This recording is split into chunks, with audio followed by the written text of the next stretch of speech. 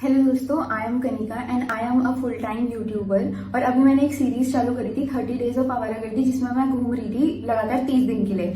तो रिसेंटली मैंने उत्तराखंड का ट्रिप कंप्लीट करा एंड अभी मैं आ रही थी आसाम। और फर्स्ट एसी की टिकट ना मिलने की वजह से मैंने सेकंड एसी की टिकट बुक करी। मैंने सोचा फर्स्ट एसी सेकंड एसी दोनों में सेफ्टी तो होती ही है एंड मैंने बुक करी थी दिल्ली से कामाख्या रेलवे स्टेशन, जो कि गुवाहाटी में है, ब्रह्मपुत्र मेल, जो कि चलती है 11:40 के अराउंड। वो चलना स्टार्ट हो गई थी दिल्ली से। 3 से 4 बजे के करीब ट्रेन रुकी थी न्यू जलपाईगुड़ी जंक्शन में, जो कि है वेस्ट बंगाल में। ठीक है, तो उस टाइम पे मैं सो रखी थी एंड मैंने अपना फोन तकिए के नीचे रखा हुआ था एंड उसके ऊपर मेरा सर था। मैंने अपने केबिन का, अपनी सीट का पूरा पर्दा लगा के रखा हुआ था। पूरी ट्रेन में ना, पूरी ट्रेन ऐसे वो रखी थी, अंधेरा हो रखा था और सबने अपने अपने ब्लैंक्स लगा रखे थे और सब सो रहे थे। और पता नहीं कब कोई बंदा आया। ठीक है, पहले तो ऐसे कैसे कोई बंदा ट्रेन में चढ़ सकता है विदाउट टिकट। ठीक है, वहीं का ही कोई बंदा था या मेरे को नहीं पता कि स्टाफ का कोई रहा होगा, मुझे कुछ नहीं पता। But the main thing is, पहले तो वहां पे कोई टीटी था क्यों नहीं चेकिंग करने के लिए। ऊपर से वार्डन ने उसको बिना टिकट देखे अंदर घुसने दिया। ऐसा मेरे को बाद में वार्डन ने बोला। वार्डन ने ऐसा बोला कि हम तो ट्रेन में तो कोई भी चढ़ जाता है, उतर जाता है, ऐसे क्या बोलते हैं। उसने, वो बंदा आया, उसने सीट नंबर पूछा एंड उसने बताया वहां पे जो मेरी उसके सेकंड एसी में जो भी पैसेंजर्स थे बाकी के, उसने कुछ लोगों से सीट नंबर भी पूछा कि ये सीट नंबर किधर है। एंड उनमें से एक जो जस्ट मेरी सीट के ऊपर वाली आंटी थी ना, उनसे भी वो कॉन्वर्सेशन करके गया है। एंड उसने, मेरे को लग रहा है उसने कुछ शायद स्प्रे करा, जिससे कि मेरे को कुछ सेंस नहीं हुआ। क्योंकि कोई भी अगर ऐसे ट्रैवल करता है तो माइंड तो अलर्ट रहता ही है। जरा सा भी थोड़ा ट्रेन में भी अगर थोड़ी कहीं से आवाज आती है, कुछ आती है, तो आंखें बार बार खुलती रहती है।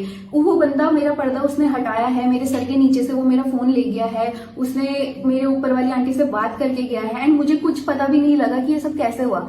तो मुझे ऐसा लग रहा है उसने शायद कुछ तो स्प्रे किया था। और मेरे जो बगल वाले अंकल का फोन चोरी हुआ था, उनको भी यही डाउट था कि उसने कुछ तो स्प्रे किया था। क्योंकि अंकल भी कह रहे थे कि मुझे ऐसे कुछ पता कैसे नहीं चला, क्योंकि मैं तो 4 घंटे से उठा हुआ था। ऐसे कुछ बातें कर रहे थे अंकल। ठीक है, फिर एकदम से थोड़ी देर बाद मेरे को आवाजें आने लगी एंड मेरी नींद खुली तो पता लगा कि कोई चोरी की बातें कर रहा है। मेरी नींद खुली, मैंने देखा बगल वाले अंकल का फोन चोरी हो रखा है। मैंने अपना फोन चेक करा, मेरा फोन गायब था। मैंने सीट के नीचे देखा, हर जगह देखा, मेरा फोन गायब था एंड मैं फुल पैनिक हो गई। क्योंकि as a content creator, as a YouTuber, as a vlogger, हमारे लिए हमारा फोन कितना इंपॉर्टेंट होता है। क्योंकि उसमें सारी डेटा होते हैं, सारे ब्रांड की डिटेल्स होती हैं, जो भी है बहुत कुछ होता है एंड बहुत कुछ डेटा था उसमें। चलो, डेटा की तो कुछ बात नहीं है, डेटा थोड़ा बहुत तो रिकवर हो ही जाएगा। बट उसने जो कुछ स्प्रे करा एंड मेरे को ऐसा हुआ कि भाई कुछ भी हो सकता था। वो तो मेरे पास एक स्पेयर फोन था जो कि मैं हमेशा अपने साथ रखती हूँ, वरना मैं कहाँ जाती, मैं क्या करती, मैं क्या होता मेरे साथ। मेरे को बहुत ज्यादा पैनिक हो गई मैं। भाई कौन कैसे नहीं सोचेगा इतना कुछ। मैं बहुत घबरा गई। फिर वहां पे मैंने उन लोगों से पूछा तो उन्होंने एक नंबर बोला डायल करने को। वो नंबर मैंने डायल करा तो तब तक ट्रेन चल चुकी थी। तो जो न्यू जलपाईगुड़ी स्टेशन जो वेस्ट बंगाल में है, वो पीछे छूट चुका था एंड हम आगे आ गए थे। एंड देन उन लोगों ने मुझे बोला कि आप आरपीएफ वालों को कॉन्टेक्ट करो। मैंने आरपीएफ वालों को बोला, वो आए, उन्होंने एक फॉर्म दिया मुझे भरने को। मैंने वो फॉर्म फिल करा एंड मैंने उनको इतना रिक्वेस्ट करा कि प्लीज आप अपना कॉन्टैक्ट नंबर दे दो, जिससे अगर मुझे कुछ पता लगे तो मैं आपको तो बता पाऊं। बट उन्होंने कोई कॉन्टैक्ट नंबर भी नहीं दिया। तो फिर मैंने उनसे पूछा कि क्या चांसेस है मेरे फोन मिलने के। उन्होंने बोला कभी कभी मिल जाता है, कभी कभी नहीं मिलता है। और आईफोन को ट्रैक करना तो बहुत इजी होता है। अगर वो उसी टाइम एक्शन ले लेते तो मेरा फोन इजीली मिल भी सकता था। ठीक है, मैंने फाइंड माई डिवाइस में, अपने जो दूसरे फोन आईफोन है उसमें मैंने फाइंड माई डिवाइस ऑन करा।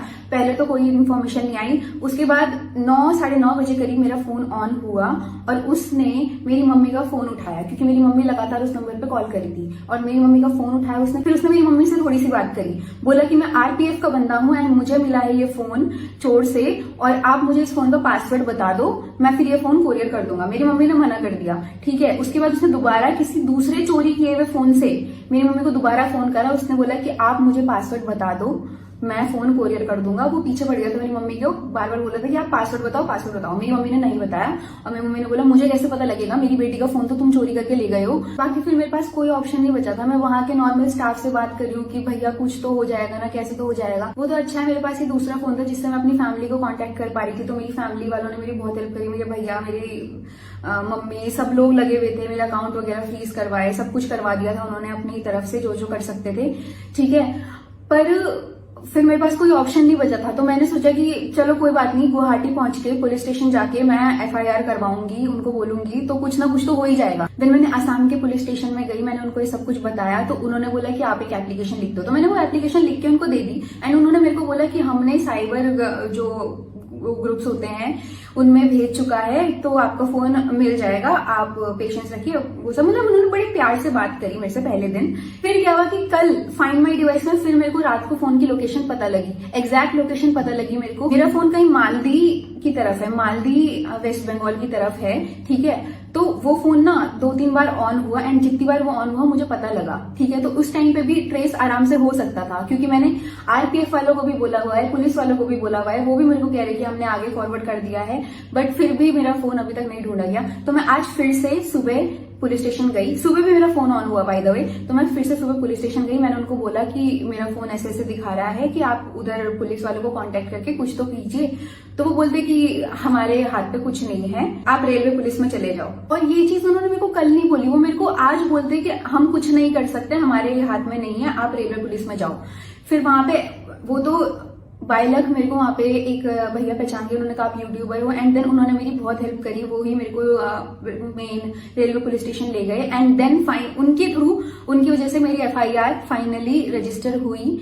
एंड अभी भी वो फोन बार बार ऑन हो रहा है। सॉरी, वो मालदी नहीं मालदा है, मालदा वेस्ट बंगाल, जो कि शिक्षा शिशु केंद्र के करीब दिखा रहा है कहीं पे मेरी फोन की लोकेशन। वो वहीं पे वो बंदा घूमे जा रहा है मेरा फोन लेके। फिर भी अभी तक किसी की साइड से भी कोई सपोर्ट नहीं मिल रहा है, क्योंकि अभी तक अगर वो घूम रहा है, वो बार बार फोन ऑन हो रहा है, तो कैसे ट्रेस नहीं हो सकता अभी तक। बाकी जो इंसिडेंट मेरे साथ हुआ, अगर उसने कुछ स्प्रे करा, अगर वो कुछ और कर देता, तो मैं तो यही सोच के ट्रैवल कर रही थी ना, और मेरी फैमिली वाले भी यही सोच के मेरे को भेजा कि भाई ठीक है, सेकेंड AC में जा रही है बेटी, सेफली पहुंचेगी, कुछ नहीं होगा।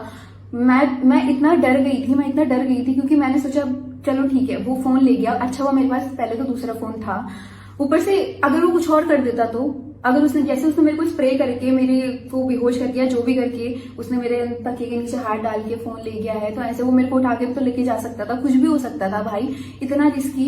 एंड कोई चेकिंग करने वाला वहां पे है नहीं। तो मैं ये जानना चाहती हूँ उस टाइम पे TT किधर थे एंड वार्डन ने टिकट चेक क्यों नहीं करा, या तो मेरे को लग रहा है ये लोग सब मिले हुए हैं, मुझे कुछ नहीं पता, मेरा दिमाग अभी खराब हो चुका है, मैं कुछ भी सोचती हूँ, बट कुछ भी हो सकता है, तो मेरे को कुछ नहीं पता है।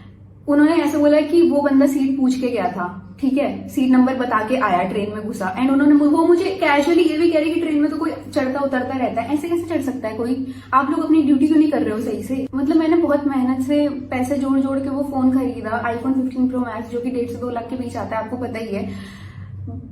पर चलो ठीक है, जो भी है, बट मैं इतना ट्रॉमेटाइज हूँ अभी, मैं अभी आसाम में ही हूँ एंड मैं बता नहीं सकती, मेरे कुछ समझ नहीं आ रहा है, मैं पूरी ब्लैंक हो चुकी हूँ। तो आई रिक्वेस्ट कि GRP, वेस्ट बंगाल पुलिस और मालदा पुलिस स्टेशन कि प्लीज थोड़ा तो कोऑर्डिनेट करो। बट जो भी हो, इस एक्सपीरियंस के बाद तो मेरे को नहीं लगता कि मैं कभी ट्रेन में अब ट्रैवल कर पाऊंगी, क्योंकि मेरे को सच में सोच के भी डर लग रहा है भाई कि कैसे क्या कुछ भी हो सकता था। वो तो थैंक गॉड मेरे पास दूसरा फोन था, इसलिए मैं कांटेक्ट कर पा रही हूँ, बट स्टिल आई होप मेरे इस वीडियो से थोड़ा तो एक्शन लिया जाएगा एंड थोड़ा सेफ्टी मेजर्स का ध्यान दिया जाएगा इंडियन रेलवेज में।